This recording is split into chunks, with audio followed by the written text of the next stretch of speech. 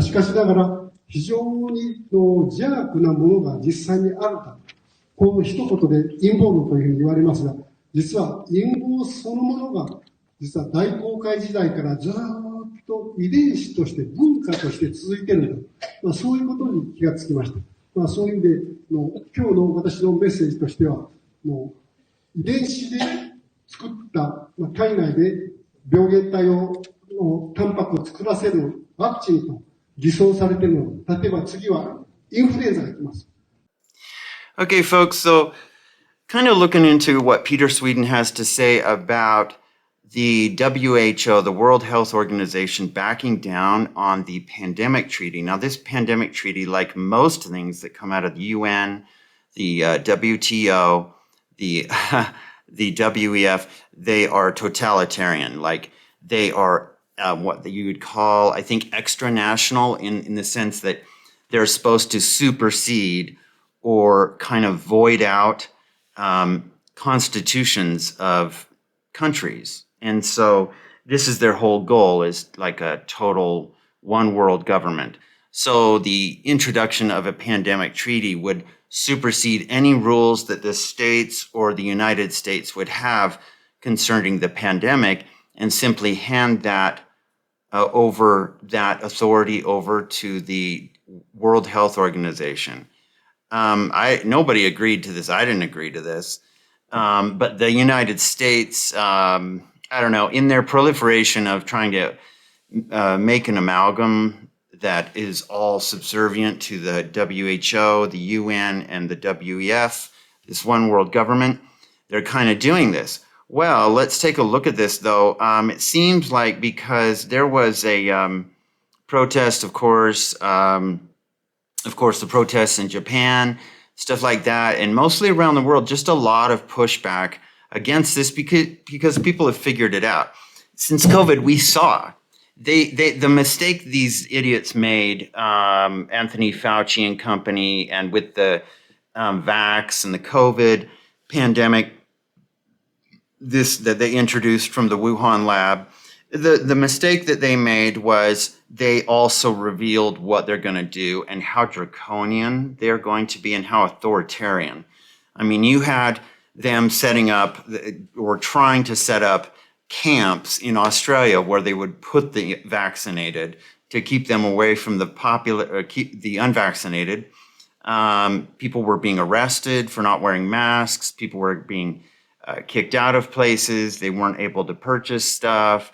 It was ridiculous, and they were basically ostracized. Even the White House under Biden came out with this horrible statement, yes, on the White House site about, well, too bad those people who aren't vaxxed, it's going to be a tough winter. Basically saying, well, too bad you're all going to die. And it's pretty evil. The whole thing was so evil, and it just ripped the cover off all of the elites and showed us who they really are. And so the WHO, the World Health Organization, with this pandemic treaty, Peter Sweden says here, massive news, the WHO is now backing down on their pandemic treaty. This is a major victory for freedom.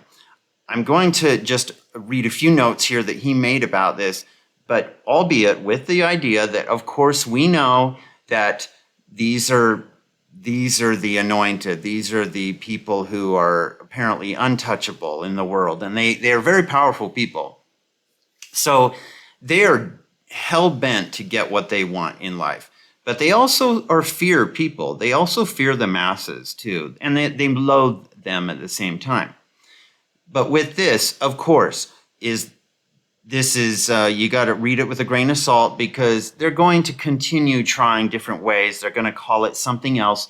They're going to couch it in terms that are very bland and very bureaucratic. So it doesn't seem, so you just glaze over while you're reading it, and you don't notice how authoritarian it is. That's how they hide their wicked ways, you could say. Like, their authoritarianism, their tyrannical authoritarianism is hidden in bureaucracy speak, or as I call it, global speak. It's very bureaucratic. It's very boring. It's incredibly dry. but underneath it is like basically the iron fist of tyranny, which we saw under COVID. I know that sounds hyperbole, but it is. Like, that's what we went through with COVID, is we saw how they executed these plans. In these papers, it sounds nice, it sounds genteel, but they never tell you how they're going to enforce it. And the way they enforced it during COVID, especially with the Canada trucker convoy, they froze people's bank accounts, truckers, and they took money from the GoFundMe was getting pressure, so they tried to take everybody's money, and they finally returned it, all the people who donated to the trucker convoy, and it was horrible. And Trudeau showed himself to be what he is, a massive cuck. So this is a major victory for freedom. So just keep that in mind. They're always going to be trying. It's not something to get down about. It's just we have to learn now in this new society, in this new age, we have to learn to wake up, and we have to learn to just simply be more vigilant than we have in the past. And I think that's what COVID taught us. So he says here, have you heard about the WHO pandemic treaty? They have been working on a treaty which would threaten free speech and national sovereignty. Remember, when you spoke out about COVID during that time, all your social media posts would get erased and deleted. You would have accounts that would be frozen. You would have your YouTube channels would be taken down, and they would censor every video. They would give you dings and warnings and all this stuff at the behest of people like the WHO, the UN, and especially Big Pharma, Pfizer, and Moderna. So they have been working on a treaty which would threaten free speech and national sovereignty. If it went through, it would essentially mean that they could censor speech that the WHO deemed to be misinformation. Here we go. That's the great evil right there, censoring free speech. They could also force countries to vaccinate people and implement vaccine passports. Of course, you can imagine the implications, but now there's good news. They are backing down. In the latest draft of the WHO pandemic treaty, they appear to be backing down, removing some of the most draconian rules. This doesn't mean that everything is all good, again, keep that in mind, but this is definitely a good start and a massive victory for freedom. First of all, they are making the treaty non-binding, which I think before in previous drafts it was binding. And I'll tell you what this means. This means that countries will keep their national sovereignty instead of having to hand it over to a bunch of unelected elites at the WHO. So like I said, if it was binding, which it was before, it would erase any protections by your own nation that you have as a citizen of your own nation. And it would just say, no, we're just going to hand over all that power to the WHO. So the WHO can enforce it. They can, it's basically just, it's law.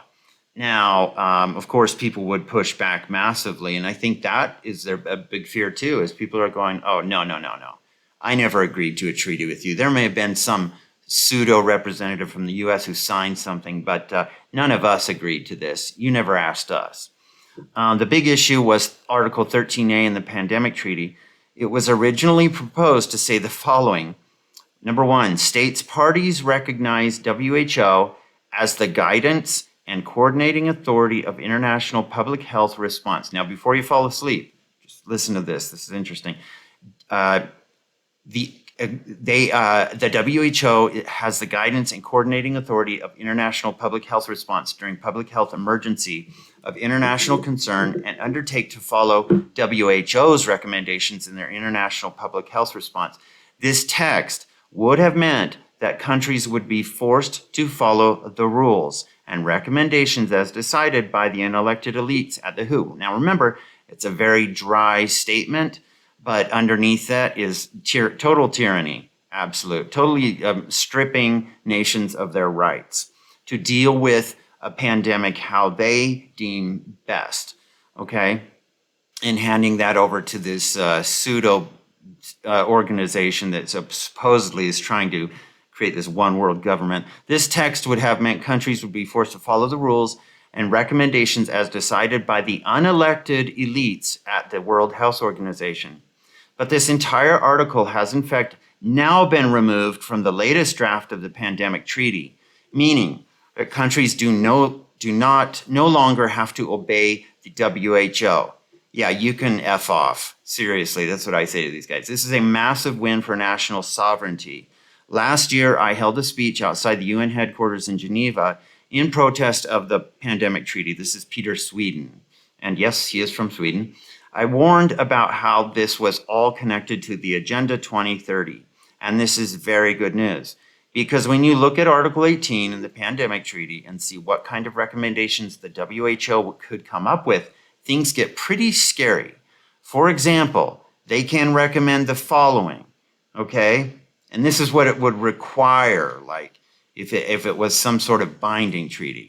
Require medical examinations. And we saw during COVID how they would enforce this. This includes punishment, fines, restrictions on rights, definitely restrictions on your free speech, probably implications for your workplace, losing your job. Second, review proof of vaccination or other prophylaxis. Require vaccination or other prophylaxis, whatever, medical proof, I think. Implement quarantine or other health measures for suspect persons, which probably means prison or jail, like those camps in Australia that they had. Those didn't look very nice. Implement isolation and treatment where necessary of affected persons. Implement tracing of contacts of suspect or affected persons. And again, this would be a pandemic, a disease that they would take that probably exists in nature, and then they would do gain of function on it and give it a resilience that would be like 10-fold or 20-fold. So it would be especially damaging to people.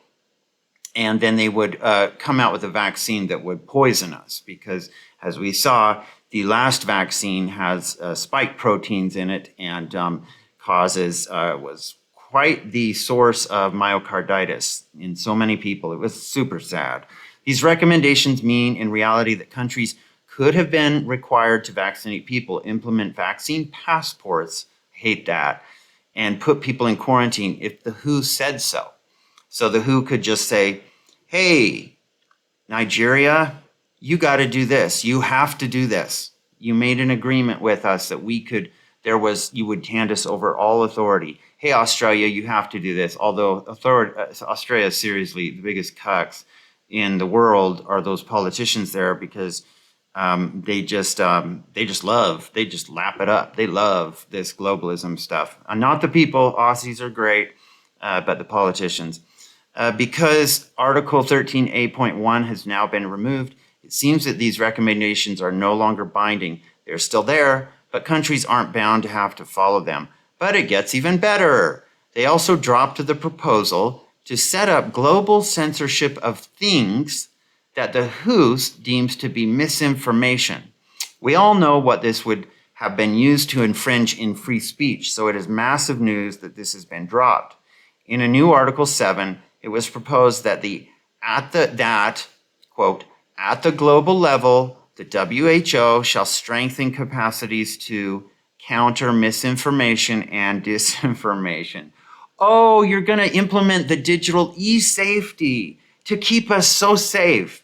Mind you, when an NGO like the UN or the WHO or a government authority comes to you and says, I'm just doing it for your safety, this is the biggest red flag that says, no, we're not. We're just going to censor you. Okay, we're going to take from you is what we're going to do. And you better take our poison. Okay? And this proposal, and this video will get shadow banned like massively, I'm sure. This proposal is not in the current draft, which is good news. We all know that this would have been used to censor anyone that went against their agenda. And Bill Gates and probably Pfizer are quite a bit behind the drafts of this because they fund, in fact, a lot of funding from the WHO comes from Bill Gates. And and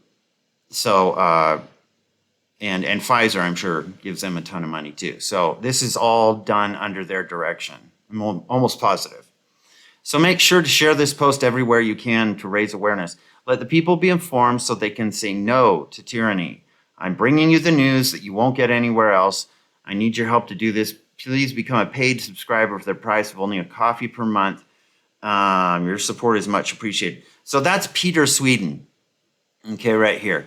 And it is true that the bigger organizations and bigger media organizations, mainstream media, has gone after him in the past and tried to censor him. So he's very, very familiar with censorship. So let's take a look here and see what some of the comments are. Canadian Refusanik says, we won't be making it mandatory right now, is the same foot in the door technique used throughout COVID to impose more control. Man, that is an excellent point. Yeah, keep that door open. So if you say that in a press release or you say that in your treaty, basically those, paraphrase, but those type of statements, we won't be making it mandatory right now, but who says we won't? And they did that, they did that a lot during COVID where they moved the goalpost every week, man. One week, Fauci would say, wear 2 masks. The next week, he'd say, wear 5 and wear a face shield. The next, he'd say, well, you need to get in one of those artificial medical bubbles. And then, it was all over the place. It was a mess. And why do a treaty at all when they have zero business in a country's healthcare? This non-binding nonsense is to kiss up and later slay. And I posted a link there. I'll put the link in the description if I remember. My gosh. Okay. Sorry if I've forgotten in the past, which I have. I'll try to remember. So don't be too excited. I don't trust the WHO and all these globalist organizations. They will amend the treaty to their will as soon as the treaty is ratified. Well, of course they will. And they're going to push the envelope. See, this is what they've done. They'll push the envelope. They'll put a binding treaty in there that gives them the power over sovereignty. Sovereignty doesn't mean anything to your own country. The rules of your country don't mean anything. Your country has no more authority in making decisions towards pandemics. And people push back, and they fear groups of people. They do fear the populace, and so they're like, well, okay, we'll take this out and this out. They're going to try other ways to sneak it back in. They're going to give themselves a lot of flexibility until people have to push back again and push back again. Remember, you're dealing with a criminal mindset. You really are.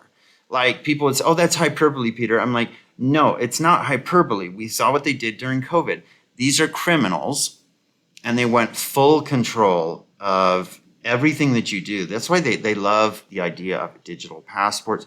I mean, Bill Gates gets a boner when he talks about digital passports, central bank digital currency, any implants. I mean, this guy, he loves that stuff because he's a power monger and he's a eugenicist too.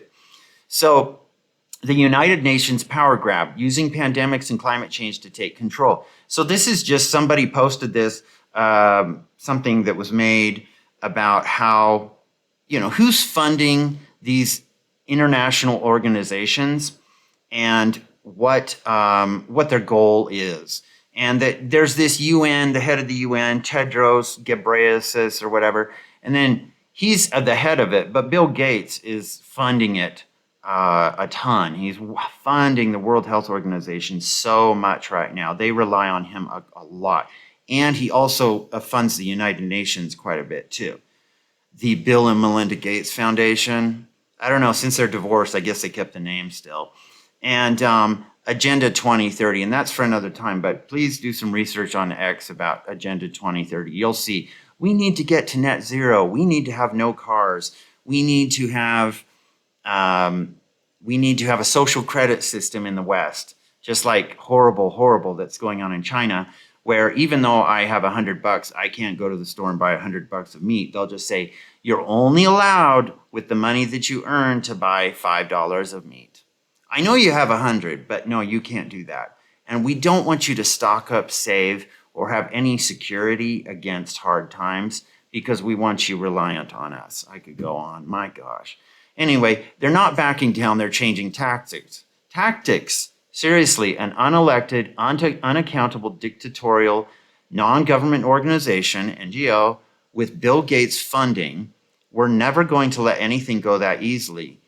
Also, all eyes should be on the UN too. And Antonio Guterres calls for UN to have the power to declare a crisis and dictate the response worldwide. Oh, joy. See, these people are just, oh man, this is like their wet dream, man. Absolute total domination and control. What is this plan B then? And there is there's crumbballs in the United States who are all on board with this crap too. And this is just for awareness. Champagne Joshi says, while we have been worrying about the WHO pandemic treaty and the threats to liberty it poses, the United States government has a plan to seize control of the global health security agenda. $30 billion for a worldwide plan with cross coordination between 70 governments, with U.S. agencies like the Health Service and USAID taking the lead. So even if the WHO treaty fails, it doesn't mean the power grab goes away. Read this 64-page report and telling me I'm wrong. And I'm going to hold off on that for another time, but that's just something to remember. Of course, they're trying it in any different way they can, because anytime you see any excuse for an emergency is an excuse to take more steps towards like a tyrannical control of people. And we saw that. Boy, did we see that ever during COVID. And it's weird. Some people, I don't know what it is. It was like COVID was a dream and they forgot all about it. But I will never forget all the draconian, egregious stuff they did. It was nefarious, the whole thing. Jim says it'll come back quieter and without fanfare. It will be signed in order to give the globalist communists the power they crave. Sounds a bit suspicious to me. Anybody read the small print? It's a bait and switch. It probably is. But remember, it reveals some subtext that they are intimidated. They are scared. We have to remind these people, and this is not, I don't advocate for crazy stuff. That's not what I'm advocating. I'm saying through our pressure for change, through our voices, through our making people aware of this, and hopefully making enough people aware that these people will be pushed to do the right thing, because they have no intention of doing the right thing. These are criminal mindsets. Bill Gates says these are actually just criminal mindsets. And the only thing they react to is material things or straight up actions. Anything that could damage their bottom line, could damage their wealth, their stock value, things like that. That's what affects these people really. And so they do get scared, but it takes quite a bit of us, and it takes pressure over a certain period of time, kind of a mounting critical pressure every single day to go out there and post this, repost this, and put pressure on these people through legal means, civil means, to get them to change these things. And one of the things we have in the West, and including places even like Japan, we have the ability to go protest. We have the ability to write to our government officials, stuff like that. I don't have much faith in them, but that's what I'm saying is they'll try more shenanigans. These are criminals, but you just keep the pressure on, keep that pressure going. And this really doesn't change anything. The local, regional, and national governments in all these countries that are participating are all in, regardless of the fact that some scary words might be removed. The loss of sovereignty is still just as draconian as before. The participants in creating and signing this treaty do not have the best interests of humanity. No, and he's right. True North, you're right. They never have. And these people have always existed. The participants in creating and signing this treaty do not, pretending otherwise and allowing this globalist influence and control will be one of the greatest mistakes we make as a species. Okay, so you get the point. So I just wanted to, and there they are, these nasty, nasty beasts and creatures. Let's see. Oh, yes. Wow, this is great news. Here's some of the provisions in the treaty spelled out by some great people who just want us informed. Thanks for posting this, Peter. And let's see here. The video was a little bit longer, but I wanted to get to the PowerPoints that. Okay. So that's for another time. But I'll leave a link to this and a link to the article by Peter Sweden. Anyway, so let me know what you think, folks. I think this is a very interesting development. Remember, with every evil act, also that entity or that person doing that evil act is also revealing more about themselves. So they're also giving you answers and actually providing you with some direction. Now, it is frustrating, I understand that, but it also communicates something to you that says, okay, I get it, they hate me, I get it, they want to censor me, but also it reveals what? That they're a little bit scared. That they're a little bit scared. Could I say they're completely, no, they're not completely scared, but they're a little bit hesitant. They are, they're hesitating. And so this is how this kind of struggle goes. And so we keep sharing this. We keep pushing back in legal and civil ways that we can. And we'll just start there. So let me know what your thoughts are on this, folks. I know I'm not trying to be pie in the sky guy and go, oh, everything's great now. Of course, I know that. But remember, this is not the Black Pill channel. And there's no pink colored glasses either. We've got to take reality into the equation, but we also have to go, yes, okay, but what does this offer us? What gift does this information offer us about who they are? Because if we can catch them at their games quicker and every day keep vigilant on this type of stuff, things may get better in certain realms. Okay, nothing's perfect. But anyway, I've said my piece. So thanks for watching. Please leave any comments below and put a like on the video if you like it. Please subscribe if you haven't, and I will talk to you later. Bye.